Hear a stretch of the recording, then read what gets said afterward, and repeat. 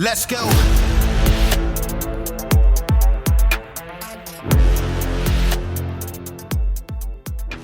Welcome to Citizen. We got a special guest today, Shawn Johnson. You were a Navy SEAL. Yes, sir. And Thanks now for you're not. Yeah, thanks for coming. Let's go. We'll get into everything, but let's start at the beginning here. Where'd you grow up? Man, I grew up everywhere growing up. I was born in Corpus Christi, Texas. I lived there till third grade. Moved out to a ranch in George West, Texas, actually outside of George West. If you don't know South Texas, George West is cactus and mesquite trees, cattle, and rattlesnakes. Were you in a cult or just family move? Stepdad was a rancher. Okay, well, that's fun. We had six cattle dogs that roamed the property, and you can imagine. That sounds awesome, actually, yeah. From there, Fucking moved to scorpions. Austin, Texas. Lived there for a few years. From there, moved down to Pleasanton, Devine, and then ended up in Wisconsin. Went to college in Wisconsin and La Crosse. My dad's family's from Hayward, which is the muskie capital of Wisconsin. Yeah, I like La Crosse. I lived in Madison for a little while. Yeah. Went up to La Crosse for fish fry from time to time. It's a big thing there. It's the only thing I miss about living in the Midwest is the Catholics, because they have great freshwater fish fries every Friday. It's awesome. Any mom and pop restaurant around does it because it's like a tradition thing up there. It's fucking dope. Yeah, the ice fishing is good on Mendota and Minota right there in Madison on either side of the lake. People would drive their goddamn cars out there. I'm like, well, you guys are fucking crazy. That's not something. Then they do that in Madison because it's a bunch of hippies. They do that event every year, Grill for Peace, where they take a bunch of Weber barbecues out there and make a big peace sign. My buddy's always invited me to it. I'm like, I'm actually on the other side of that issue. You don't want me there, my friend. You went to college up there, to UW La Crosse? Oh, sweet. That's a good school. UW in general, man. It's like UW and Cal have 1,000 campuses. It's crazy how many public campuses they have. Yeah, and they all let us out for spring break on different weeks, so we don't get the. Is that intentional? To keep everybody from going to the fucking Dells and getting in the water slides and shit. You know what I mean? Disappointing. Yeah. You want to see your friends from high school and stuff. Yeah. I did that, and then from there moved to Florida for a couple years. Lived in Tallahassee, Key West, and then from there I decided I was kind of trying to use my degree, but I always knew I wanted to be a Navy SEAL. What was the degree? Recreational management. Okay. I wanted to run a golf course. Okay, cool. Basically. So, but I couldn't find anything that was making me happy. I was getting bored really fast, and I always knew I wanted to be a Navy SEAL since I was a little kid. And why? Was it Charlie Sheen? It might have been. Yeah. I mean, that's a lot of people's answer. I think so I told you I grew up in Corpus. Yeah. So I lived at the beach. My mom would literally take me to the beach. I was so full of energy and so just bouncing off the walls when I was younger. She would take me down to the beach and she would drop me off at a certain mile marker. And if you know anything about Texas beaches, they have a rip tide that'll pull you down the beach. So you can walk out there and you could be out there for 5 minutes and you'll turn around and you're 100 yards from your car. And you have to walk back to the beach and then up the beach to get back to where you started. So she would take me and she would drop me off at, say, mile marker 10 or whatever.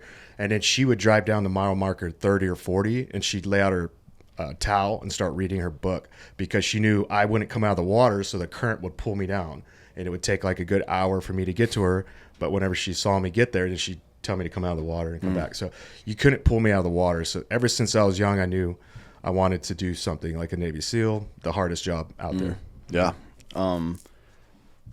And you did. Did you go to the fleet at all, or did you go right in? Nope, went right in. Boot camp, then pre-buds, then buds, then SQT, and then Team 3. And I did 3 deployments with Team 3. Team 3, you would have been around the same time as Jack Carr, right? He was Team 3, I believe. I wasn't there same time as them. Oh, are you saying you're younger than Jack Carr? I was there 09-17. Oh, yeah, okay. Yeah. I think he was working with somebody else by then. We won't go into that. But by the time I actually got to team, I think it was 2010. Yeah, I don't know. I don't even know how old Jack is. He's got a timeless face. Like he could be 40 or he could be 60. To be honest, I don't know. You got to cut him in half and count the rings. He's on the show next week, so I'll ask him, just straight up ask him, like, hey, how the fuck old are you exactly? But yeah, there's you in 2010. What was going on with Team 3? What were you guys up to? Because it's kind of like the middle part after the surge in Iraq and before the surge in Afghanistan, right? That was 12 or 13, I think. We were solely focused on Afghanistan. What was the mission there? I mean, so let's take it back a little bit. For the Army, you have like elite light infantry, like the 82nd Ranger, and then you have Special Forces, which has kind of a unless you're CIF, Commanders and Extremists, your job is to embed with local nationals and create force multipliers, right? That's kind of your job. But then you have door kickers and CIF, and you have obviously Tier 1 unit. What is it like mission-wise for SEALs? Like if you're just on teams, not anything other than 6. What do you? Is there a specialty for each one of the teams, or do the teams in general at Tier 2, if you want to call it that, have a specific mission plan? Kind of like Special Forces is de oppresso liber to embed with these people and create force multipliers. Do you guys have something like that, or is it mostly just direct action? Or how's that work? I think it's always changing, like depending on the environment the world's in, what's going on. Sometimes we need a lot more platoons getting sent out to the Middle East. Sometimes we need them in Pacific. Our teams, it was basically depending on what like squad you're in, right? So they're like 2 or 3, not squad, troops. So you would have 2 or 3 platoons that were attached to a single troop, and that troop might be the Afghan troop, right? So that was the one I was on. As far as our like specialty down there, we were like basically like VSO. So we don't own any ops boxes. This is what like people don't quite understand with Special Forces, especially the Navy SEALs, is like we're always negotiating with big Army, right? Big Marines, and they own ops boxes. We kind of just like free float, but in order for us to get in somewhere, we need to sit down with them and say, hey, where do you need us? And how can we support your mission and what you're doing there? And so a lot of the times what we're doing is we're strategically setting ourselves up in a position where they're getting ambushed a lot. And then our job is to go in there and just wreck shop. Yeah. So like a QRF kind of, or more like I guess from that perspective, it's almost more of a baited ambush. Exactly. That's what we're trying to do. Yeah. So, they would throw us into, it's funny because like they would throw us into like, Murder Mile, right? They threw us into Murder Mile right up the road. And we're looking at the Blue Force tracker and looking at all the IED explosions and all the troops in contact and everything that was happening in this area. And they dropped us in there, and within 2 months, it looked like a donut. Like, because everything within our specific area where we were patrolling, they wouldn't fuck with us. And then everybody else on the outside was still getting fucked with. So it always puts us in a like kind of a shitty situation because we're good at what we do. And the enemy knows that, but we want to get some. It just kind of sucks. We have to be creative and crafty on how we're going to go out and get ours. Yeah. It's an interesting thing to the way that I think it's a really good proof of concept for why we use paramilitary organizations in all these other different parts of life, like in the office sometimes, you know what I mean? Just the reporting structures and the idea of train the trainer, which has made its way into the American corporate world as well now. You know what I mean? You're basically using the Special Forces model, Army Special Forces model of send a guy to become a subject matter expert and bring him back to the group, all of that stuff. It's like tested in the heat of battle, I guess you could say, right? I mean, if it can work here, then it's applicable everywhere, I think is the general idea. I think that's really interesting. Yeah, they would typically take like platoons that, did a deployment out to Afghanistan. They would try to take up those specialties and split them up amongst the other teams. So you're kind of spreading that knowledge. You never stick with the same platoon forever. Yeah. They're constantly splitting us up. Yeah. What about like I think you guys probably do your version of basic and buds probably better than anybody. Basic and then selection better than anybody because the rotations of dudes going back to be cadres and stuff. This in Vietnam, the Army did this. You come off deployment to Vietnam, you come back, you get a month R&R, and then you go to fucking drill. You're a drill sergeant, right? Not at an A school, obviously. You're not going to fucking basic, but you go to fucking SOI in the Marine Corps, or you go to fucking Army A school, or like infantry A school, right?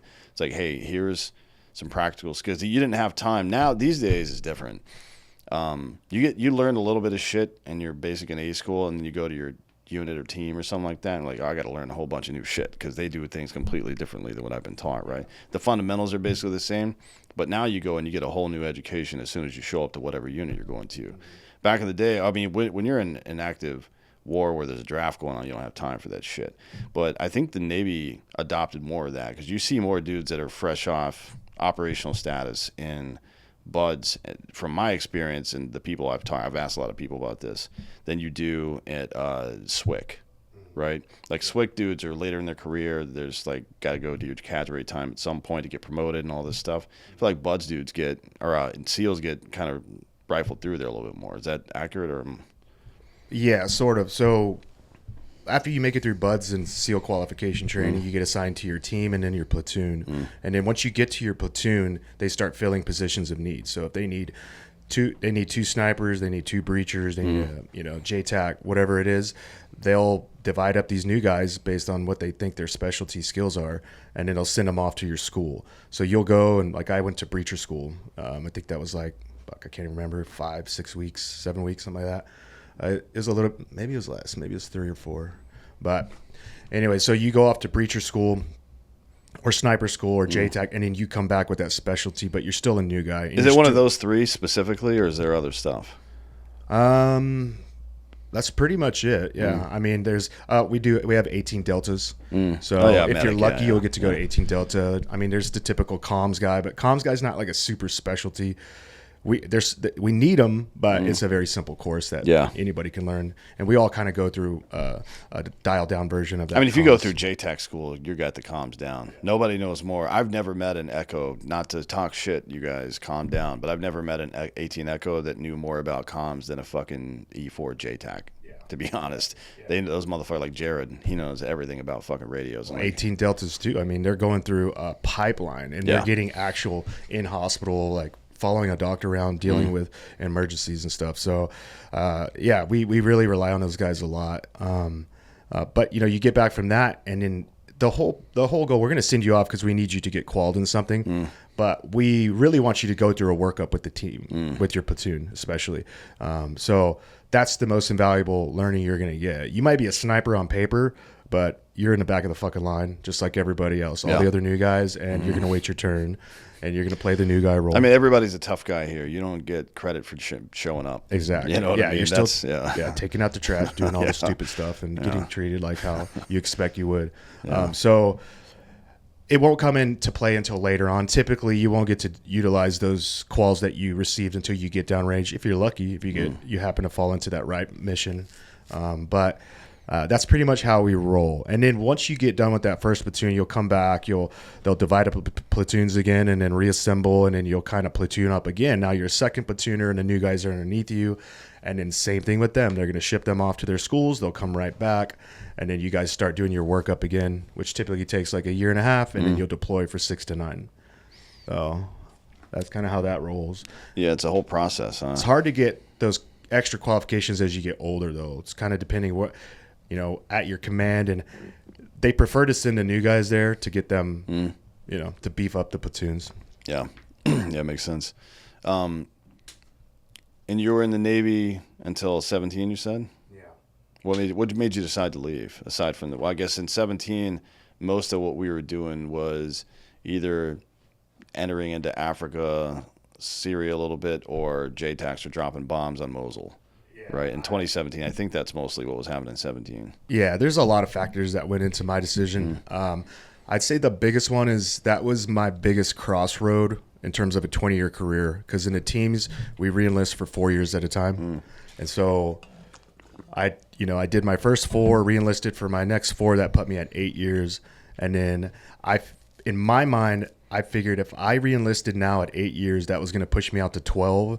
And I wouldn't let myself get out with 8 years left to retire. So re-enlisting for 4 more was actually re-enlisting for 12 in my mind, because I wouldn't have let myself, and nobody else around me would have let me retire with only 8 years left. Yeah. So it was tough. But I mean, I had 2 little girls at the time. They were very little, and I didn't want to miss out on any more than I had already missed out on. What was the plan getting out?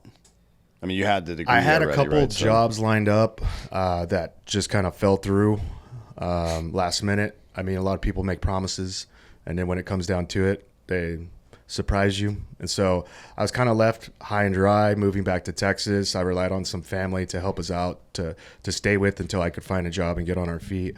But yeah, I didn't plan well enough as I should.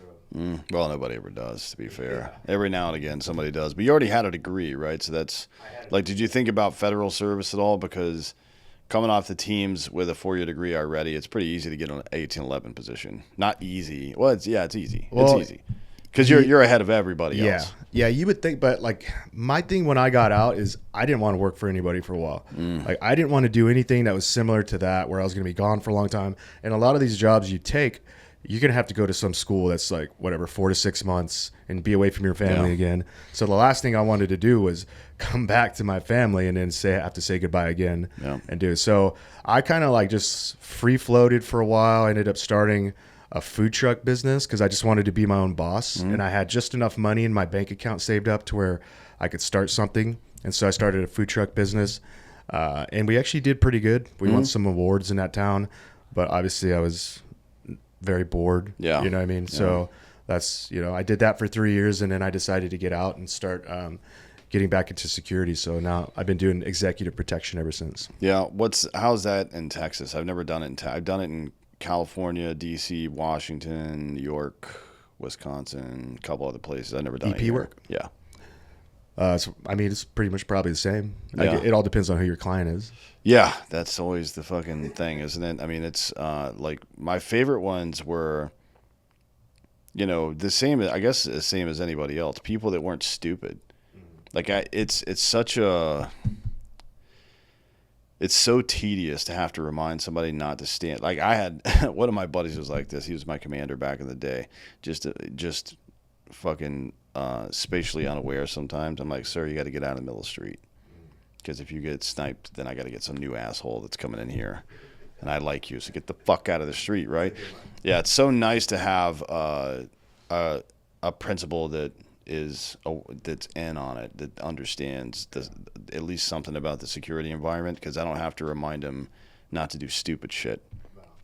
So yeah, it's a huge fact. It's why a lot of people get out of it, actually, because if you get stuck in the corporate loophole, or not loophole, if you get stuck in the corporate loop there, you're just doing that kind of stuff all the time. Half of those dudes are fucking just they're just like hopeless, I think, right? Well, yeah, it's the environment too. It's the people that they're protecting. Like, typically, you can imagine, like, you're working. I got a buddy that works for Apple corporate security, and he's like, dude, there's 2 of us, and we're the only ones with testosterone in this entire place. You can imagine how that is for him. Yeah. Pipe hitter being stuck in those environments, and it's all the way up the chain. And he's like, the stupid little shit we have to do, all these briefs that we have to do, and from all these people that don't have the first clue about security, they're just sitting in there because this is what their protocols demand. So I can understand that. I mean, I do like high net worth and celebrity type security. So for me, I got really lucky, and I've been with the same client for the whole time, as you already know. And I mean, he's great. I got real lucky because a lot of times with these high net worth families and celebrity types, it's not just that person that you're having to deal with the personalities. It's the wife. Yeah. It's the kids. Everybody. And not just the wife and kids, but also whatever relationship dynamics exist there.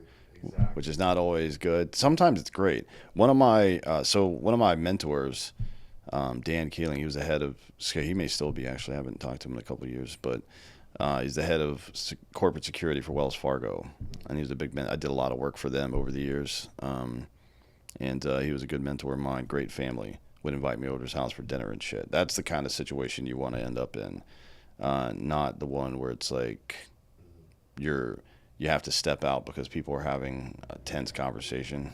Right. Not great. Yeah. I mean, it is what it is. I don't give a shit. It's just the fucking most awkward thing in the world to be sitting there with a fucking rifle and some dude's arguing with his wife. You're like, I got to get the fuck out of here, dude. This is not, I'm not supposed to be in here right now. There's a lot that goes into it, and it also depends on like how many other successful people are around your client. So one of the things that really got me, like I said, I've been with the same client for 5 years, and this guy has celebrity, like famous people, and the most intelligent people on earth, the richest people, are constantly coming in and out of his life. And I'm meeting these people all the time. And at a certain point, you start to look at yourself and you go, am I just going to be that person that this is all I'm going to do for the rest of my life? Right. Yeah. I'm going to hold security on this door. That's it. I'm just going to follow this person in my vehicle. And so I've been fighting this for the last couple of years when I started to seriously think about what I want from my life. Is this the end of my story, or am I going to do something bigger? And that's why I decided to start my own podcast. And I started doing that 3 months ago. Oh, I got my own podcast. What's the name? Well, you're a Navy SEAL. You got to write a book too at some point. I think contractually, I don't know if that's in the Bud's contract or not. But cartoon. Yeah, yeah. I mean, I think that might be more of a Marine Corps thing. Just draw it all in crayons. What's the name of the show? It's Shawn Johnson and Co. podcast. Who's the co? Whomever. Yeah. What are you talking about? Because I know that you're. I wouldn't say big into the fitness community, but what your idea is to get, I guess, I don't even know how to phrase this right. Not low-hanging fruit, but people who just need to get into it a little bit. Like just a nudge to like, hey, you got to do something, dude. You can't just sit around all the time. And even a little bit of working out. I mean, the studies show 11 minutes of walking a day reduces your chance of cardiac disease by 50%. Just 11 minutes of just walking. So imagine what happens when you strengthen your core and your fucking legs and shit like that as you get older. I think one of the Candace and I talk about this all the time. She's the one that taught me this actually. When you look at the blue zones, where the more people live to be 100 or older, one of the common factors is that they're walking upstairs or uphill a lot, right, into later age. Yeah. So that should tell you something. You know what I mean? The diets are pretty disparate. There's some places are lean, some places are fatty, some places are carbs, some places are lean protein. You can't really. It's that part of it changes a lot, but the part that doesn't change is activity. So I know that one of the things that you've done, we talked about it a couple of months ago, is try to get people in, like, just get your fucking foot in the door. Something simple, right? You don't want there to be any roadblocks for this dude who's doing nothing right now to go make himself a little bit better. Yeah. Yeah. My goal with my client, I kind of fell into this whole fitness trainer, strength trainer, motivational trainer. Yeah, because of another buddy of ours. Yeah. And I didn't mean to, but it was kind of like, I get a call one day and my buddy goes, hey, Alex Jones is about to do this documentary, and he's trying to lose, I think at the time he was trying to lose 60 pounds for the documentary, and it's going to be about his comeback story after all the Sandy Hook trials and him losing that huge trial and everything. And he goes, he's trying to lose 60 pounds, but he can't find anybody that can motivate him and that he'll respect enough to actually listen to them and do what they say.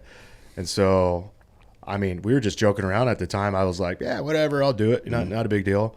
And then 2 weeks later, I get a group phone call, and Alex Jones is on there. And like, we're starting next week. I'm ready to go, brother. And I'm like, oh, fuck, this is actually happening. I thought this was going to be another one of those whatever. And so I just started showing up with him at the gym. And, I've been doing this shit my whole life, but I've always been the one being trained, not the trainer. Right. I've always been the one listening to the experts and the teams. We have all sorts of experts at our disposal that teach us what to eat and what the right supplements and this is how to do the right lift. And this, obviously you're always constantly staying physically active. You have to, you don't have a choice. So for me to kind of like convert what I know in my head into, but for lack of better words, a civilian, that has a very strong personality. It's almost like you're a psychologist, therapist, and a trainer all in one. And I'm trying to figure out how am I going to get through to this guy to motivate him, and what is he going to listen to? Because sometimes you have to throw like 100 things at him, and then 10 of those 100 things will stick, and they'll stay with them forever. Yeah. And he'll remind you of that. You know, a year later, he'll say, "Do you remember you told me that one thing?" And it's like, "Wow, I totally forgot I even brought that up to you, but you remembered it." So right now, I mean, with any new client, you're just trying to figure out who they are as a person and what they need to motivate themselves. Find out what their goal is and what they're capable of doing, obviously what their schedule is going to allow them to do. And then how do I get this dude to meet me at the gym every single day? This can't be once or twice a week, and whenever it's convenient for him. This has to be a structured thing. So I have to change my schedule to fit into his life, and make sure that I can be there every day. So that's a good thing about, or the most important thing about a program of any sort, whether it's physical fitness, diet, or you're learning a skill or whatever. If it's, well, I mean, the principle itself is consistency, right? But you only get consistency if it's something that people are actually going to do. You can't just make somebody eat cardboard every day. Yeah. They're going to quit. They're going to go eat something that tastes good. You know what I mean? It just doesn't fucking work. And you're not going to, like, it's why people if you've got the money to do it, I would recommend putting as much gym equipment at your house as possible, because you're going to go more. You're going to do it more. You know what I mean? Because life is fucking busy. Yeah. Well, with him, I mean, the first thing I told him is, like, I don't care what we do every day. I don't care how busy, how stressed out you are, all these different external factors you can't control. We're just going to perspirate every day, whether that's a 2-mile hike, or whether we're lifting weights in the gym, or we go do something fun like play basketball or racquetball or whatever it is. We're just going to get you to sweat. I want your blood to rotate around your body at least once a day, twice a day if you can do it on your own when I'm not there. Yeah. And so that was my goal, was to get him into this pattern of just like sweating and getting his blood moving every single day. So because as soon as you do it for like a week, you start to realize, man, I feel so much better the rest of the day now that I did that one little thing. And so once I got him to that point, then it was a matter of like, all right, now I got to fix you. Now I got you in the zone.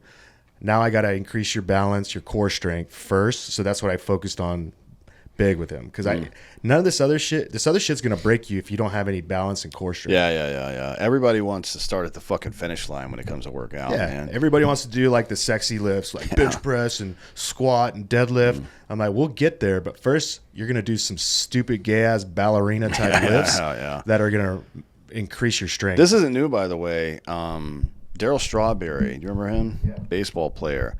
He was having some issues with injuries, and he went to not ballerina, but it was like some kind of fucking dance school in the off season to strengthen his core and legs up, so he wouldn't keep getting, I think it was oblique injuries or something like that. It's like, I mean, strong is strong, dude.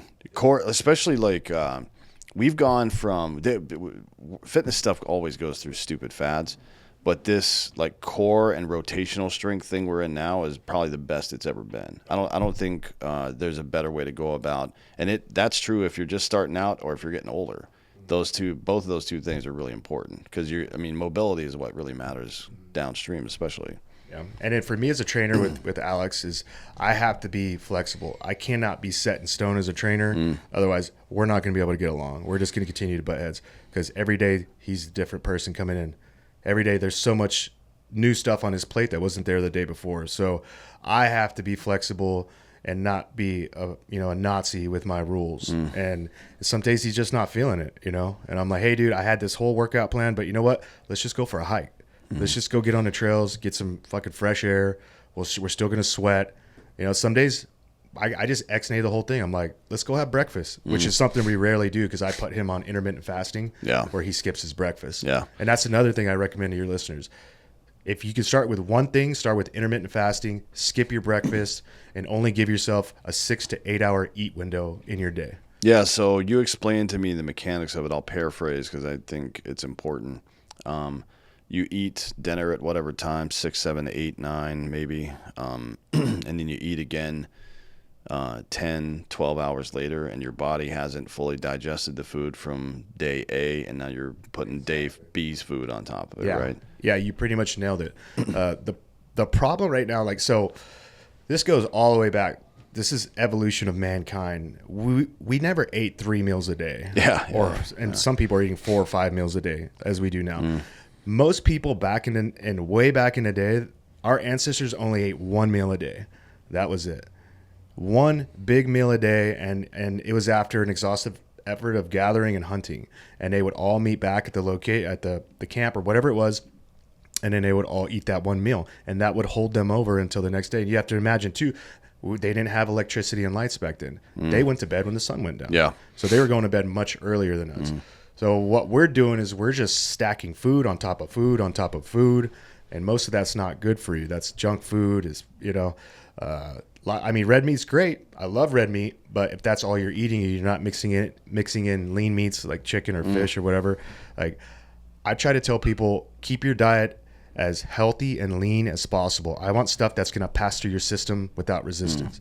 Like, vegetables are great, salads are great, but if you ever met somebody that eats a lot of salads, they always have problems taking shits. Yeah. They're always constipated because like all of those vegetables take a long time to break down in their stomach. So it's sitting in there instead of passing like fruit. Fruits will pass through your system much easier. Yeah, I mean, fruit, red meat, chicken, and eggs, you can pretty much just survive on that shit. I like rice too. Personally, just don't eat brown rice. I don't know where this fad with brown rice came from. The people that invented the goddamn thing take the husk off of it, and you think you're doing something more natural by get the fuck out of here. We're so dumb. Everything we do is stupid. Like, honestly, everything when it comes to nutrition in America, we just do dumb shit. As a rule, we do dumb shit, and then the fads that come out are even dumber than that. Yeah, well, that's how we learn. That's how we learn.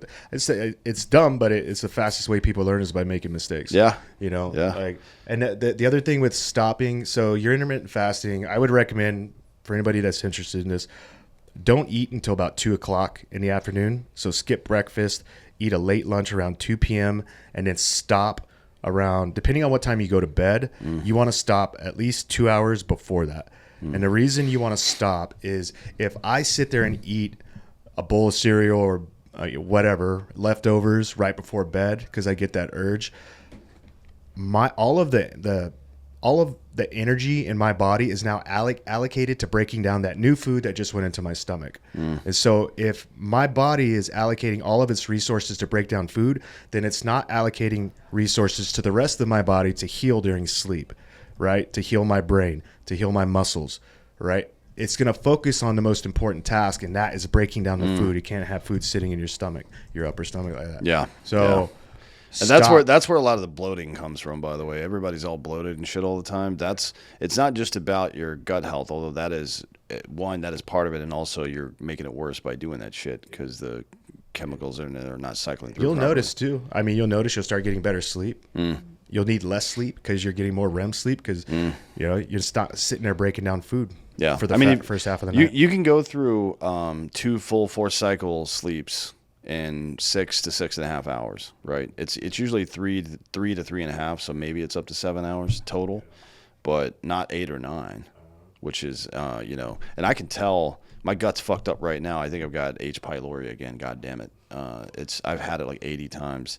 It's all shit. I'm like fucking distended and shit. I had this yogurt stuff with this bread. I don't know what the yogurt. It's like this white stuff that you dip the bread in Afghanistan. Did you ever try any of that stuff? Yeah. What is it? Tzatziki or some shit? I can't remember what it was called, but my stomach's never been the same. My shits have never been the same. Yeah. I think it introduced some bacteria to me. Yeah, I know. I have to get it tested again probably this weekend and get that fucking stupid antiviral thing again. But generally speaking, you can always tell. You can tell it makes you like everything feels better. Like just from having a little bit of weird gut stuff, I can feel inflammation in my hands, and it sucks. You know what I mean? But the odd thing is that most Americans just walk around like this all the time and think it's okay, and it is not okay. That is your body and out of homeostasis, right? And that's why I don't know if we just like tolerate it or what, but 38% of Americans are either diabetic or in pre-diabetes right now. Almost 40%. That is a lot of fucking people, man. And it's the pathway out of that is not super complicated. You just got to move a little bit and then eat mostly the right stuff. You can still eat whatever the fuck you want for the most part.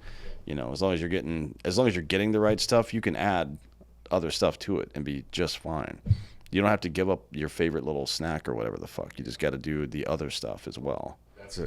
That's a rabbit hole we could go down one day about big food and big ag and all of these subliminal messages that they're putting out there to people to keep them fat and keep them consuming all of their products. That's a whole. We'll save that for when you come on my show. Yeah. But yeah, like 1.6 million people. What is it? 1.6 million people a year are dying from like unhealthy heart lifestyle disease choices. More or less. Right. And it's sad. Like like if this was a war. This is what Brigham said when he came on my podcast. Or no, he said RFK said that in front of the Senate. He goes, if this was a war and we were losing 1.6 million people a year from some other country attacking us, we would go to war with them. Why are we not going to war with big food, big pharma, big ag? These are the lobbyists that are keeping all of this shit out there. Like they just got rid of they took junk food like sodas, candies off of food stamp recipients here in the Texas Senate. The fact that they were ever on there in the first place is fucked. Yeah. I mean, Jesus Christ. Like, if you're we spend on Medicaid and food stamps and shit like that, all in with the welfare, it's like over $3 trillion a year, $3.5 trillion, I think, a year. It's the bulk. It's over half of our budget is that stuff. If you're going to do that anyways, fucking feed them meat. What are you doing? But no, you can't like get a corporate sponsorship, I guess, with Deer and Unlimited or whatever the fuck, right? It's so bizarre. That's a whole other fucking conversation. So what's you mentioned the show a couple of times. What's it about? What are you trying to accomplish there? So I don't have like a direct line. I guess if I had a purpose, my goal would to be to find people that are either have done amazing things or are in the process of doing amazing things right now in any industry. I don't care what it is. And I want to provide a platform where they can explain it to the world. You know, obviously I have somewhat of a small audience at the time because I just started, but it's growing pretty good. So I don't have like one particular, this isn't a military podcast, you know, this isn't a conspiracy podcast. But if I find that person interesting and I think that they have an important message that needs to get out, and if I can help with my platform to echo that even further, then that's my goal. You know, like the whole goal with this podcast is I needed something creative in my life. I was tired of just being like the security guy, right? Who was it? Was it I can't remember, but they said in the second half of your life as a man, you need to find something that expresses your creative side or you'll never find happiness. You know, when you're younger, you're just like I'm just trying to keep my head down and I need to do this. You're trying to accomplish tasks. In the second half of your life, you should have already accomplished most of your initial goals. The second half should be about expressing who you are and finding that side of who you are. And so that's where I'm at in my life. And I didn't even realize like there was a fire in me that was missing until I started doing the podcast. And now it's just my number one passion. All I want to do is do more of them. Yeah, it kind of, even within intergenerationally, what was it? John Adams said... that was Marcus Aurelius that had that quote. Yeah, and I think John Adams is kind of paraphrasing because he says, I must study politics and war that my sons may have the liberty to study painting and poetry, or mathematics and philosophy is what he eventually said. My sons ought to study mathematics and philosophy, geography, natural history, naval architecture, and so on, in order to give their children the right to study painting, poetry, music, architecture. And I mean, it's almost like even within your own life, we always think of, you know, trying to arrive somewhere. I think that's an odd way to think about life, because the only place we're all arriving is death. You know what I mean? So, yeah, so it's like, why are you trying to arrive somewhere? Why are you not... Like I think each phase of your life should be building a new box to stand on for the future, or a new box to stand inside for the future, depending on what your needs are. You know what I mean? Whether you're trying to block out existential threats, or you're trying to get a little bit higher on the food chain, or whatever it is, right? But it's all about like building for the future, delayed gratification, something that is lost on us, and that's why we're a bunch of fat dummies now. I mean, honestly, where it's what's that fucking movie?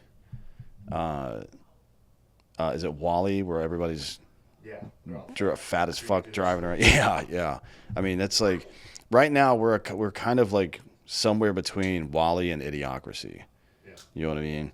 And not great, but the good news is there's a lot of information out there, and there's a lot of very meaningful people that are, I guess, taking up, whether they're completely right on everything and or whatever. That's not the point. But a lot of people are taking it upon themselves to join the discourse and participate in it.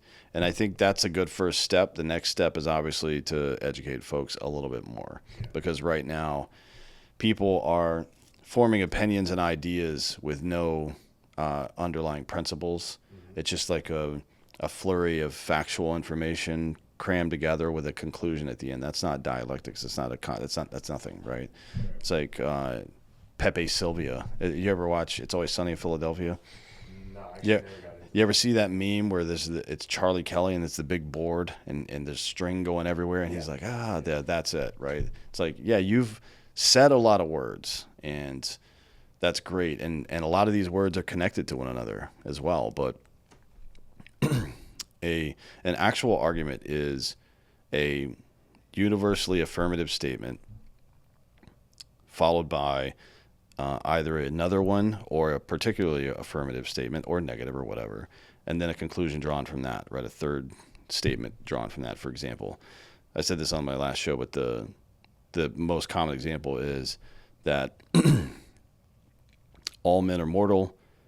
Shawn's a man, therefore Shawn is mortal, right? That is an argument. You've made an argument that's rooted in fact, epistemology, and dialectic, right? But unfortunately, and I made this point as well in the last show, people skip this process and go right to the rhetoric part, because the rhetoric part's the fun part. That's where we get to argue and get the dopamine hit from being correct. Yeah. Whether we were actually right or not, I won the argument, which makes me right. Well, no, that doesn't make you right.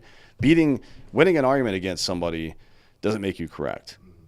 That's not how that works. It's something is either correct or it's not, right? So I think, it's a good first step to have all this participation. The younger crowd, especially, is getting involved in this stuff. The people that are coming to voting age right now, and they're also, heavily shifted to the right, plus 44% over the last generation to the right. That's a lot. I mean, that's the biggest swing I think I've ever seen in a single generation. And you got kids. Well, that gives me hope. What you just yeah. I mean, it's like, and the reason is not just because the right is correct about everything all the time, but because things have gone so far to the left, the Overton window, if you want to call it that just being a normal person makes you far right now. So it tells me that younger kids have not been indoctrinated, at least not well enough, by the people who are trying to do it. They're just like, nah, this is fucking dumb. A big reason for that is, I think podcasts do a lot of it. Charlie Kirk, who's no longer with us, did a lot of that as well. People like him, there's a lot of those dudes who went to these places and had these conversations and talked to people like they were adults. And that's another good step of it. I really think that the next one is to bring civics back into schools and understand the classics and where our system of laws and philosophy came from. Because if you don't have that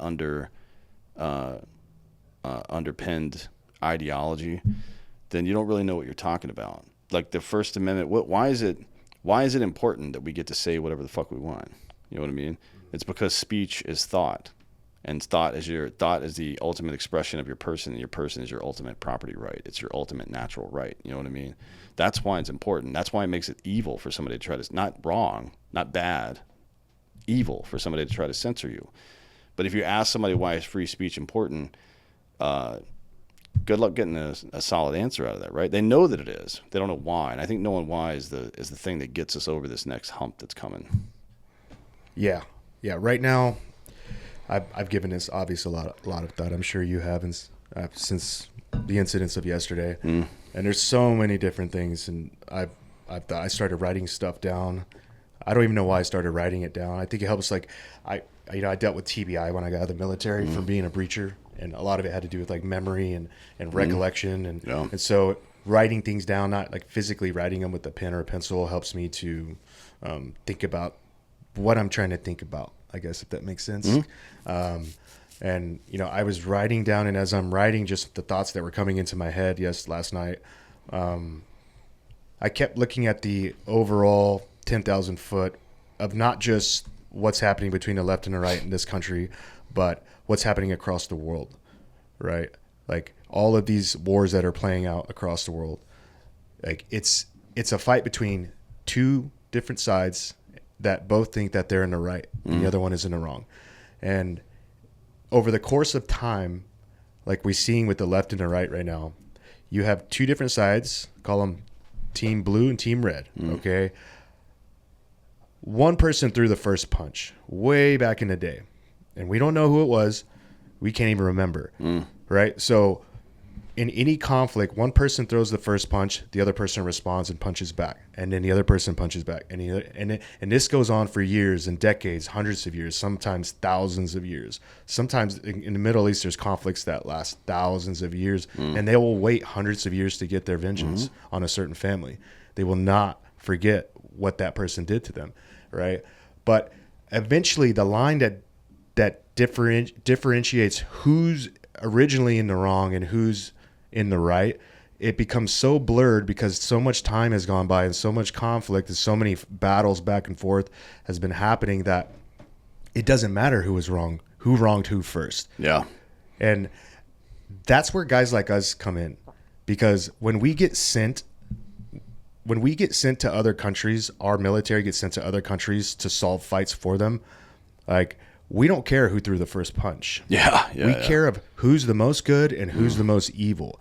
And this is the part that this population that's coming up, this younger population that you're seeing celebrating the death of Charlie Kirk, this is what they don't understand.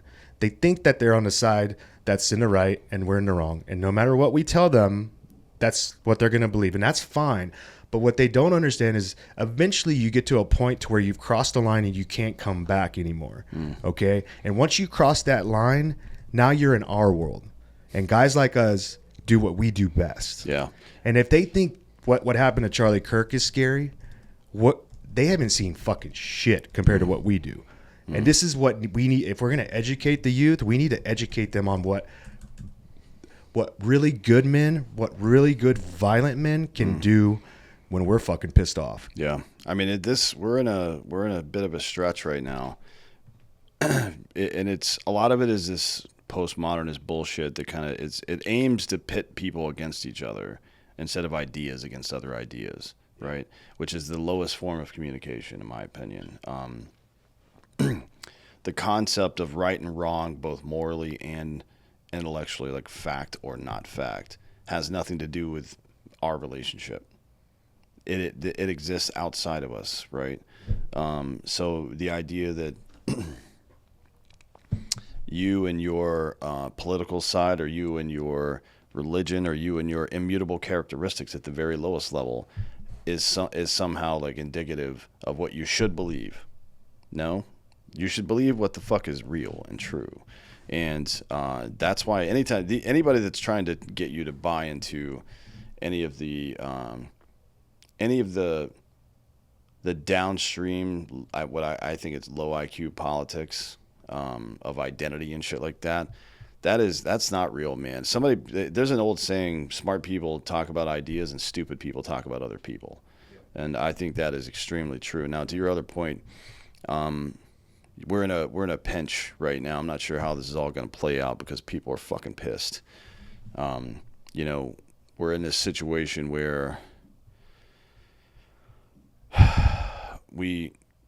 killing Charlie was like killing the negotiator. We sent in the negotiator because he's calm and willing to listen and talk and stuff like that, and even made the point that if this process breaks down, bad things happen as a result. He's made that point a number of times. This is one of those videos circling right now. That's a perfect way to call that. Yeah, but now it's like he was the negotiator between not just the right, but normal fucking people who know what a woman is. and the radical left, who is becoming increasingly more radical, and they killed the negotiator, right? Ordinarily, reasonable people would see this scenario and say the time for negotiation is over, right? A reasonable people would, let me rephrase that. It would be reasonable for people to see that and their instinct be, well, the time for negotiation is over, right?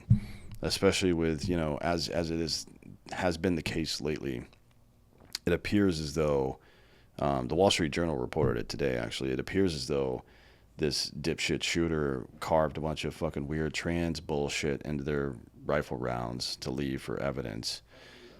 My God, man. I don't like, I've made this point before, I do not like collectivism.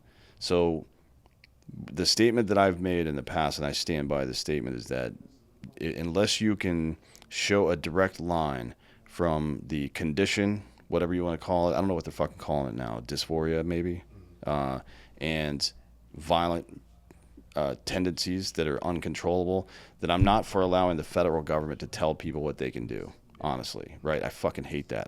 You always remember what we're fighting for. We're fighting for liberty, not for control. And liberty can be dangerous sometimes, right? And it only exists if it exists for everybody. Otherwise, it's not liberty. It's just another form of control.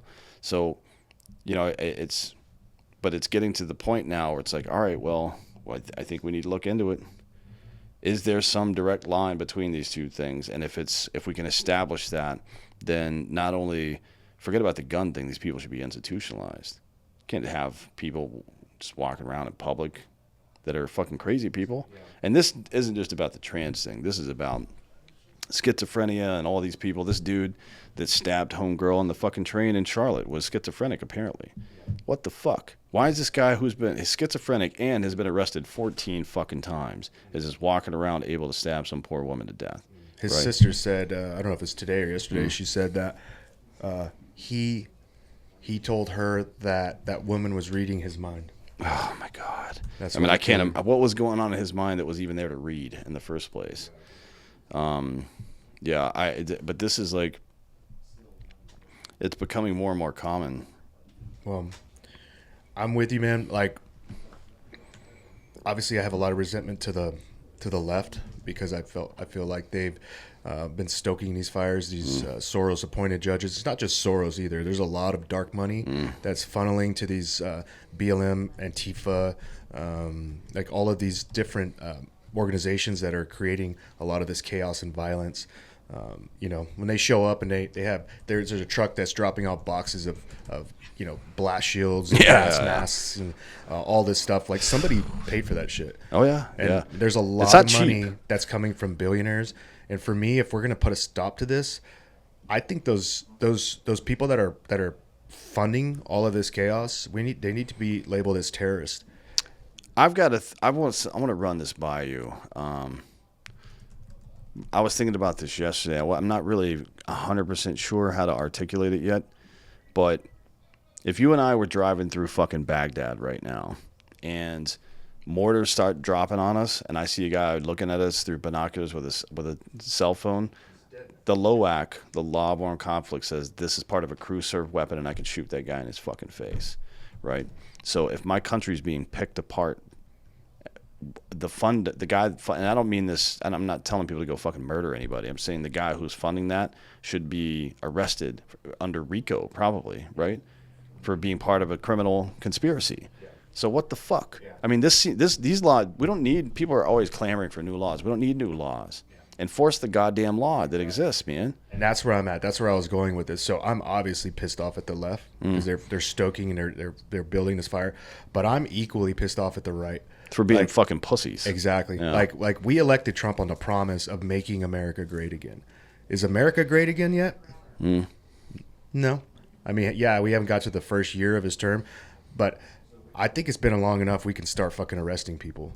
I think it's been long enough we can start making some real fucking change. And there's stuff he can do, and he knows there's stuff that he can do to make this happen, to make this shit go away.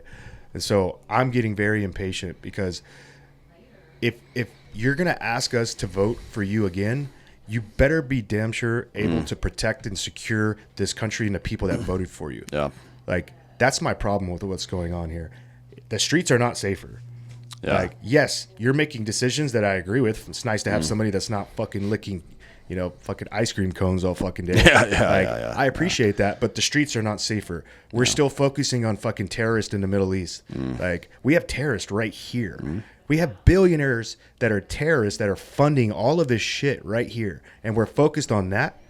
That's my fucking problem. This is the problem right here. I want a leader that can fucking do that. And if that means I have to switch parties to find a leader that can, then I'm all for it. If America Party or whatever the fuck Elon's talking about happens, then let's go. Yeah, I don't give two fucks about Republicans, right? I mean, it's not about, not to say that I don't like. I have friends that are both, and I mean not just voters, but politicians as well. As much as I hate politicians, I have, let's call them acquaintances, just in case I have to beat one of them up or something. But yeah, that is meaningless to me. Are you a good man? Right, because you and I can have a disagreement on something. You can be a good man, and that's the end of that conversation, right? Like it's as far as it goes for me. I'm not gonna kick you out of my wedding party because of how you voted. I just don't believe in that shit. Because at a personal level, I don't believe in taking part in that. I don't even know what you would call it. It's tribalism, sure, but it's like. Just, to me, it's very weak to depend on somebody else. Oh, the Republicans will take care of us. Like, no, the fuck they want. I mean, you got historical proof of that? Yeah. You know what I mean? Trump is an outlier. We're in big trouble after he's gone, to be honest. That's what I'm worried about. Yeah. If he can't fix this, yeah, I feel like the people are going to take it into their own hands. There's never been a politician like that. All the stuff that he's able to do, and also the stuff that he gets away with. The next guy, like I like JD Vance. He's a cool guy, smart dude. I don't think he's got any hope of getting away with any of the shit that Trump does, right? Because Trump he's powerful in a way that fucking great leaders are. You don't see it very often. And he's a good leader. He's been great at times. Like I told people recently, it's like the way that Trump is dealing with this Epstein stuff shows you that he's a great president, probably not a great guy, to be honest, right? Like just hiding that from the American people and then pretending it's a hoax. That's not what a good man would do, in my opinion, right? Now, maybe maybe it makes sense in his head because there are more important things, but the way he says it's like, I don't understand why people are talking about this when I'm doing all this good stuff. It's like, I can walk and chew gum, dude. Yeah. Like, I'm glad that you are doing all the stuff that you're doing. I want more of it, actually. But you got to do this, too. You don't get off the hook just because you did a couple of right things. That's why a lot of people voted for you, buddy. Yeah. Yeah. So it's like, what other people on the right aren't clamoring. This is another thing that drives me crazy. At no point have Trump voters been like, you know what, I should have voted for Kamala. No, they're just like, hey, we want more now of this. And to be fair, maybe that's too impatient because it's been 9 months. Right. Maybe that's too impatient. But, don't pretend like there's not a problem there. I think that's a big issue for Republicans right now. We're into the second term, and not only did they very clearly steal an election, but they tried to kill this man several times. They tried to put him in prison. They've killed in my opinion, Kirk is the most prominent conservative voice in America. Conservative voice. I don't mean just like Trump's not particularly conservative. He's a good leader. You know what I mean? Probably a 90s Democrat, frankly, right? Not probably. He definitely was a Democrat in the 90s. But I mean, like, his archetype is a 90s Democrat, whatever. I don't care about that. Just be a good leader, fix the problems we've got. Charlie Kirk was a conservative voice, in my opinion, the conservative voice, one that didn't have conflicts with foreign countries like Israel or Ukraine or something like that. He was, when he appreciated what they did, he said it. When he didn't, he said it, right? But the principles were always there. This feels like a watershed moment, right? I think people are reacting more harshly to this than I think they did when that dude tried to kill Trump. Well, it's so graphic. It's so in your face. It had that similar feeling to 9/11, which coincidentally was the day before 9/11. Yeah, I've told people, a lot of my friends are like, I don't want to see that stuff. I'm like, all right, that's fine for now. Collect yourself, but at some point you need to watch it. Yeah. You need to put your eyeballs on that. You need to watch it over and over again until you realize that these people are coming for you. And I don't mean Democrats, right? Fucking, I know hundreds of Democrats. None of them are fucking sitting at home twisting their mustache thinking about coming out to a fucking event and shooting somebody. But the leadership of the Democratic Party and the media, which is clearly Democratic, are doing what you said, stoking fear. If you tell somebody long enough, especially mentally ill people, which is what a trans person is, they're mentally ill. If you tell them that anybody that thinks or looks this way is going to try to kill you at some point, a bulk of the population is just going to be scared, and then you're going to get those few. They're like, fuck that. Going out on my sword. How about that? It's like, but it's a complete fiction. Nobody, you know how much time I spend thinking about trans people? 0 time. Unless there's somebody in the news shooting somebody, or they're trying to fucking indoctrinate children. Otherwise, I don't think of it. And neither do you, and neither does anybody else. Right? I don't know what the fuck is going on with all this, but I know that we're in a very tenuous spot now because people want blood right now. And well, we need lasting change. Not to cut you off, but no. Here's the problem with these 4-year elections. This is another problem of mine. Even if Trump finally starts to fix this shit and this shit goes away, say for the last 2 years of his president, but then a Democrat gets elected. Everything's going right back to you can just basically roll it all back. Yeah. How do we get out of this like 4-year temporary change before they just go and just get rid of everything that Trump did and turn it back to shit? How do we do that? That's my question. I want to talk to the person that knows the plan for that. Yeah, it's a good question. I don't know. I mean, how to get a plan that takes 12 years to accomplish, to get executed in 4 or 8. Yeah. If you can figure that one out. How do you make it stick? Yeah. Because here's the thing. It's like, we're older now. Like, I'm fine with the fact that I've lived in this life that I've lived in. We kind of get lucky we grew up in the time we did, and now this woke shit got sprung on us in our middle-aged life. And then, whatever's to come, like, I'll take it. But for my kids and my grandkids, like, if we can leave something, a better life for them, I think that should be our biggest goal. Yeah. I don't care about what I'm living through. I care about what they're going to have to live through. Yeah, I mean, it's what's that saying? Civilizations grow great when men plant trees under which the shade of which they'll never sit. It's just about time for us to realign a little bit and think about that. I think there's been so much. We've been drinking through a fucking political fire hose for so long now that people are just kind of wondering what's going to be on Twitter tomorrow. You know what I mean? But Twitter's not real.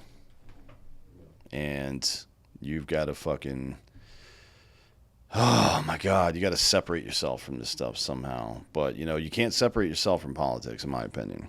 Politics are the way that you get redress. You know what I mean? So you need to be, the only real solution to any of this stuff is to work the problem from the bottom up, right? I mean, that's the way the system of government was designed in the first place. It's literally the only way that it'll ever work. We're so big now, 350 million. How do you get enough of the small pockets of 350 million people to operate well enough that things work out? You know what I mean? Mine's a very general idea of how you could accomplish this, but if I could sit across from Trump and talk to him about this problem, I would say, listen, your federal government, you need to go after all these rich motherfuckers, like I said earlier, that are funding this. You need to cut the head off the snake. Let us down at the local levels deal with all the problems in our towns, in our counties, in our states. Like, we'll take care of this fucking problem, even if we have to deputize a bunch of former veterans, former LE. Even if we need to get them on board for 1 year to clean our cities, like, we'll handle that. But if you don't cut the head off the snake, this shit is never going to go away. Yeah. Like, that's where we need to be. Yeah, it's hard to see where I think that's one of the things that was most attractive to people about the Epstein thing, because they know that there's like an intense injustice going on right now. Not just about the particulars of the Epstein case itself, but about the way that the functional oligarchy in this country operates and how we have no ability to do anything about it. I think that permeates through everything anybody else thinks. for the most part. I saw that the some of the victims were talking about putting out their own list. I wonder when that's going to come out. Yeah, we'll see, huh? TBD on that one. TBD. Yeah, well, we'll see how it goes. I think, again, to your point, I think it would be nice to see some leadership on those issues. Like, people need to go to after the election and the attempted imprisonments and the attempted assassinations, people have to go to jail. Yeah. You know what I mean? Like people need to go to jail for a long time, maybe forever. Yeah. I mean, depending on what it is. Either go to jail or you got to get out, and that's the end of it for you. And the same thing with the criminals. You know what I mean? Like, all this stuff matters. And if it doesn't matter to Republicans right now, then why should it matter to me if they get elected next year? Exactly. Or 2 years from then, or whenever, right? And that's a whole nother thought process to go through. Okay, what if they can't fix this problem? What's our next move? Yeah.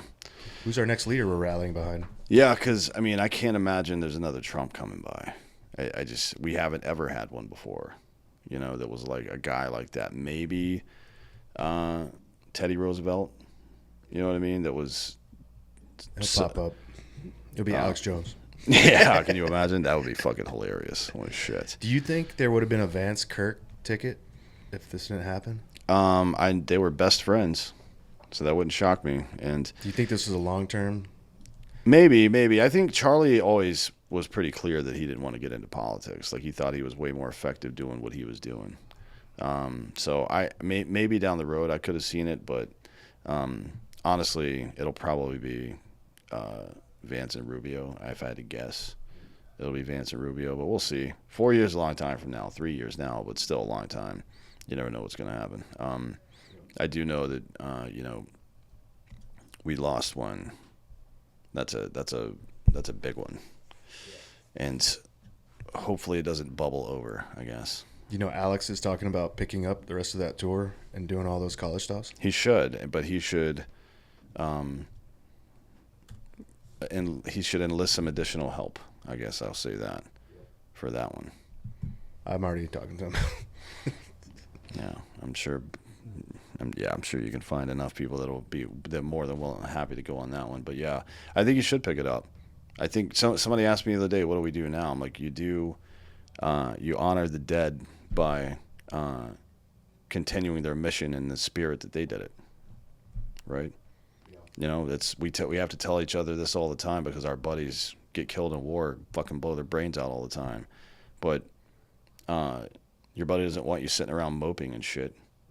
He doesn't want you to throw the baby out with the bathwater and fuck your country up worse than it already is either. He wants you to continue doing his work. That would be the best way to honor these people, in my opinion. We all got to go at some point. Yeah. And yesterday was Charlie's day, but Charlie will be remembered forever. Mm-hmm. Yeah, that'll never go away. All right, tell everybody again. We got to get out of here. Tell everybody where they can find you and find the show and everything. Yeah, so you can find me on YouTube. My podcast is it's at Shawn B. Johnson. That's the easiest way to find it because there's a lot of fucking Shawn Johnsons out there. I am on X. That's another at Shawn B. Johnson on X. And then on Instagram, it's the only one that's different. It's Shawn B. Johnson Official, B as in Bravo. Sweet. Well, thanks for coming today, man. I appreciate it. We'll do it again sometime soon. And thank you all for listening. This has been Citizen.